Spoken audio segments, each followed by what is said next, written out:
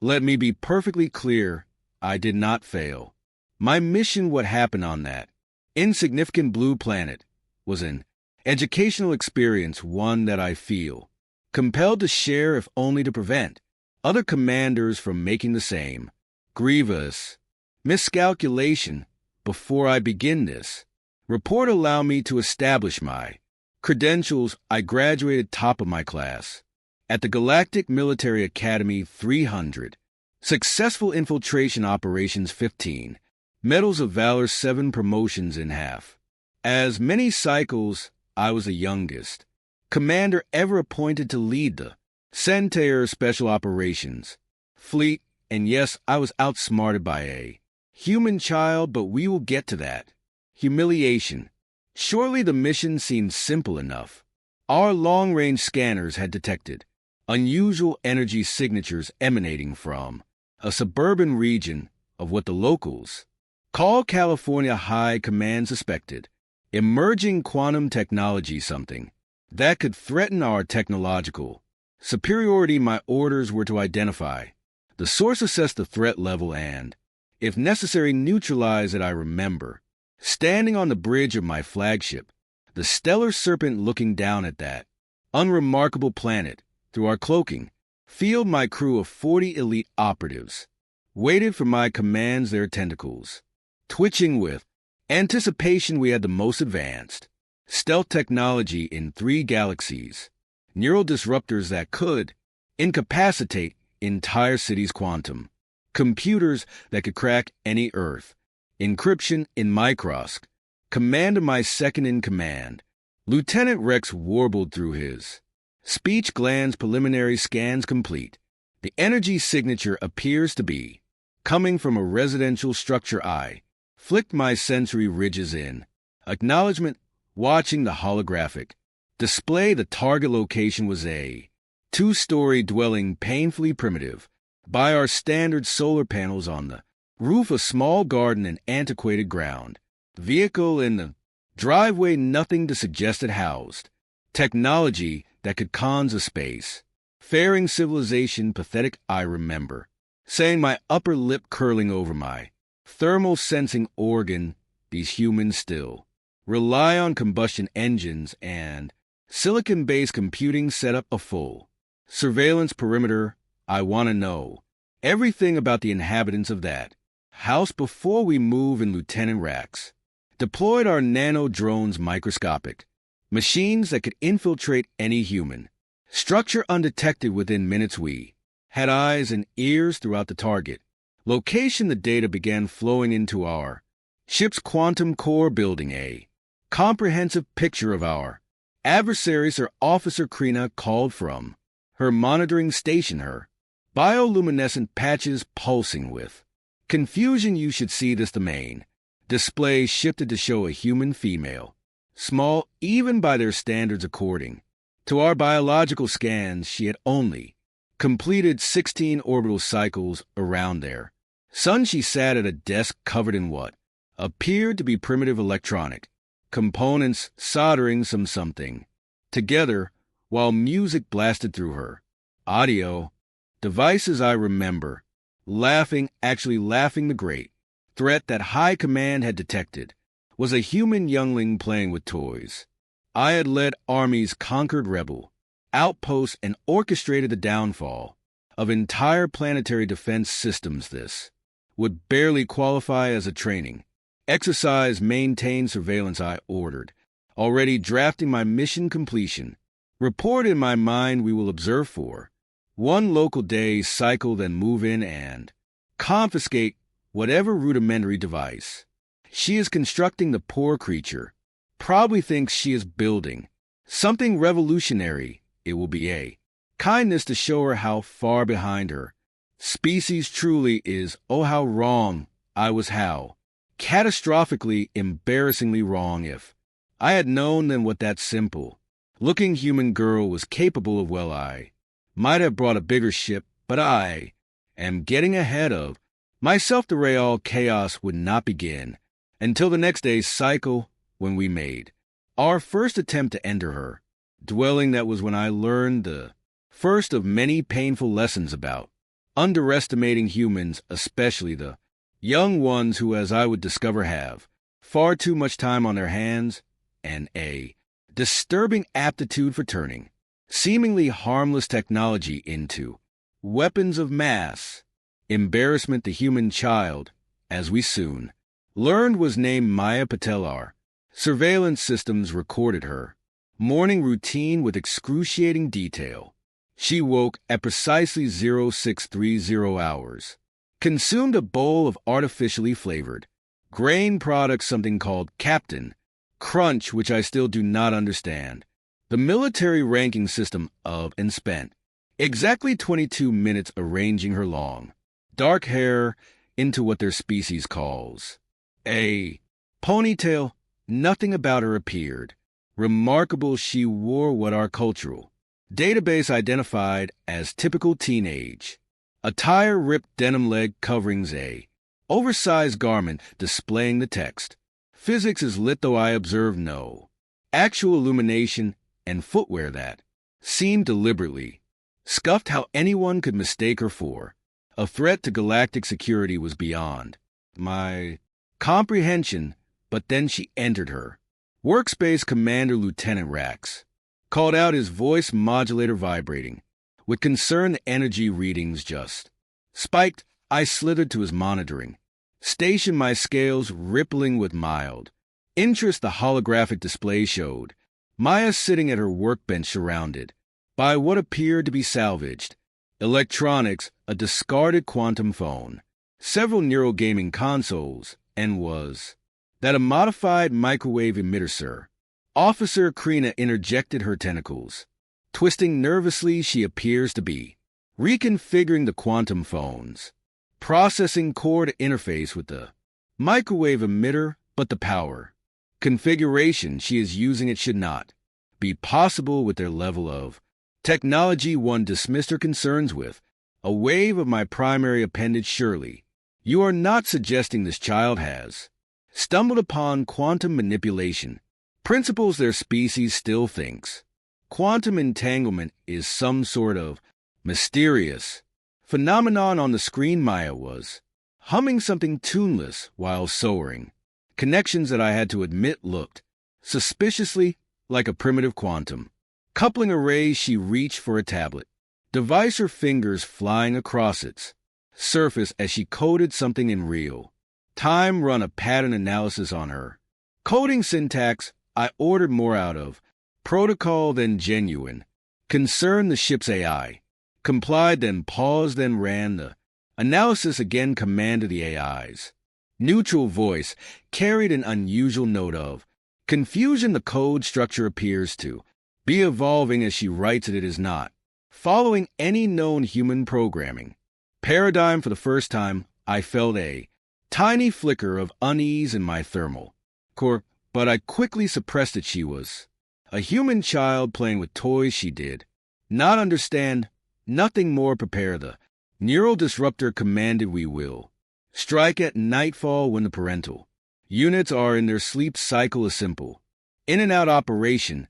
Disable her primitive security systems, extract her and her equipment, then replace her with a biosynthetic duplicate to avoid raising alarms. My crew began the preparations, but I noticed them exchanging uncertain glances with their eye stalks. They had seen the same data I had. Something about this human girl's work did not add up, but questioning the mission now would be admitting weakness, and I had a reputation to maintain. As the local star began to set, we observed Maya making final adjustments to her device. She placed it in what appeared to be an ordinary backpack along with several other mysterious components. Then she did something that should have been our first warning sign.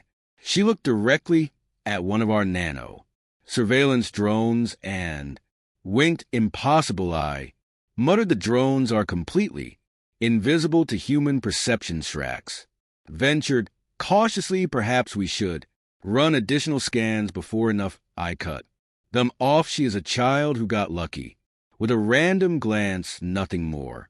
Proceed with the operation as planned. I want her in our holding cell within the I watched her prepare for sleep, following the usual human adolescent. Rituals, social media interaction, dental hygiene, last-minute messaging with friends, everything appeared normal. Routine, boring yet, as I gave the final order to begin our infiltration, I could not shake. The feeling that her preparations had seemed almost deliberate, like an actor performing for an audience they knew was watching, but that was ridiculous. No human teenager could have detected our presence, let alone prepared. Countermeasures, we were the most advanced infiltration unit in the galaxy. We had captured rebel leaders, planetary governors, and the most brilliant scientists of a dozen worlds. This would be simple routine, just another successful mission for my flawless record. At exactly 2,300 hours, I gave the order, begin Operation Child Snatch. I did not realize then that I had just initiated one of the most embarrassing military operations in galactic history, nor did I suspect that somewhere in that darkened house a 16-year-old girl was grinning at her ceiling, waiting for us to spring her trap. Everything went wrong, spectacularly, humiliatingly wrong. The infiltration began perfectly. Of course, our stealth field generators made us completely invisible to primitive human detection methods. Lieutenant Rax led the first team through the upper window there. Gravity manipulators allowing silent entry. Officer Krina monitored all communications and power signatures, ready to suppress any alerts. I watched from the command center, anticipating another flawless operation. The biosynthetic duplicate was prepped, an exact copy down to the last strand of DNA. The neural disruptor was calibrated to human adolescent's brainwave patterns. We had done this 1,000 times on a 100 worlds. Our team reached her bedroom door. The thermal scans showed her lying in bed, breathing patterns indicating deep sleep. Rack signaled the all clear, and they moved in. That was when everything went to, as humans say, hell in a hand basket. The moment our team crossed the threshold, Maya sat up and grinned, not the confused, terrified expression of someone waking to find aliens in their room. No, this was the grin of a predator who had just watched their prey walk into a trap. Hello, Commander Zex Nuva, she said, clearly looking directly at our surveillance feed. Thanks for finally showing up. I was getting bored waiting. Before I could process how she knew my name, she clapped her hands twice. Every piece of electronics in the room came alive simultaneously. The gaming console by her bed transformed, unfolding like liquid metal into what appeared to be a localized EMP gene rat.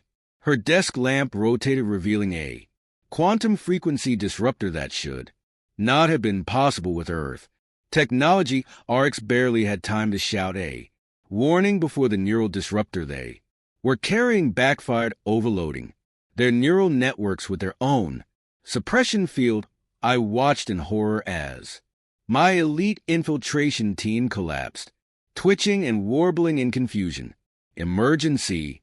The moment the extraction team burst through the window, Maya just laughed, a sound that would haunt my nightmares for cycles to come. She reached under the bed and pulled out her backpack, the same one we had watched her pack earlier. Now, I understood why. The device she had been working on wasn't some primitive experiment. It was a quantum field destabilizer, precisely calibrated to our stealth technology. With a casual toss, she flung it into the center of the room. The air shimmered, and suddenly, my entire infiltration squad became visible. Their cloaking fields completely neutralized. You guys really should update your encryption protocols, Maya said, fingers flying over her tablet. The ones you're using were cracked by human quantum computers 3 years ago. Well, my quantum computers anyway. I watched in horror as she accessed our secure command channel using a device that should have had the processing power of a food replicator. Our unbreakable quantum encryption, bypassed by a teenager with a homemade computer. The extraction team lunged, their tentacles launching precision-engineered capture webs. Maya sighed and tapped a button on her tablet. A low hum filled the room, and the webs dissolved into useless protein strands. "Oh, right," she said, feigning concern. "I reverse-engineered your biomolecular degradation tech last week. You guys really shouldn't leave your nano-drones lying around. They're surprisingly easy to hack once you figure out their base code." My scales turned pale green with rage. The mission was collapsing, and this human child was treating it like a game. Fine. I would take direct action. Full-spectrum neuroblast, I commanded through the channel. Maximum power. Maya's grin widened. She tapped her earbuds. "Cool thing about your neuroblast tech? If you invert the frequency and add a quantum harmonic modifier, it makes a pretty solid defense shield." She pulled a small device from her pocket. "Also, it can be reflected." The neuroblast ricocheted off her protective field and rebounded, amplified tenfold.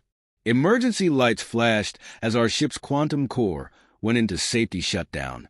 Through the chaos, Maya's voice rang clear over our compromised comms. "By the way, Commander, you might want to check your ship's computer. While we've been chatting, it's been running a very interesting program I wrote. Nothing dangerous," she added with mock innocence. "Just a little souvenir of our time together." To my horror, I realized she hadn't just hacked our communications. She had infiltrated our entire system. The quantum core now displayed a new startup message. "Property of Maya Patel. Thanks for the tech upgrade, asterisk, asterisk." I screeched in rage. "Abort mission. Full retreat." As my thoroughly demoralized troops stumbled back to the ship, Maya's voice followed us. "Feel free to come back when you've actually got a challenge for me. This was fun, but I was hoping for something a bit more advanced. Maybe next time." No one tells you in command school that the worst part of failure isn't the failure itself. It's the laughter. My crew tried to hide their amusement, but I could sense it. The hushed whispers. The screens quickly cleared of whatever messages Maya had sent them. And Maya? She was having the time of her life. Every countermeasure we deployed, she dismantled with absurd ease. We sent microscopic hunter-seeker drones. She reprogrammed them to perform synchronized dance routines in her front yard. The footage somehow ended up on something called TikTok, Advanced Alien Tech versus Board Teen Day 3. We tried isolating her house in a temporal bubble, freezing time itself. She not only broke free, but used our own technology to give herself an extra 6 hours a day to catch up on homework. Oh, and also completely rewrite our ship's operating system. The new system's welcome message featured animated cat videos. In desperation, I unleashed our most advanced cyber warfare AI. It had the processing power of a small sun. 10 minutes later, the AI sent me a resignation notice and asked Maya if she was accepting apprentices. Some of her modifications actually improved our ship. Engines ran 15% more efficiently. The food replicators finally made decent coffee. The user interface became intuitive, but my pride refused to accept defeat. On day 5, my personal command console displayed a new message in bouncing rainbow text. "Hey, Commander, ever consider just asking?" "I'd totally give you a tour of my lab, asterisk, asterisk." I ignored her taunts and focused on our latest scheme, decrypting her quantum programming methodology. Then another message popped up. "Also, that decryption algorithm?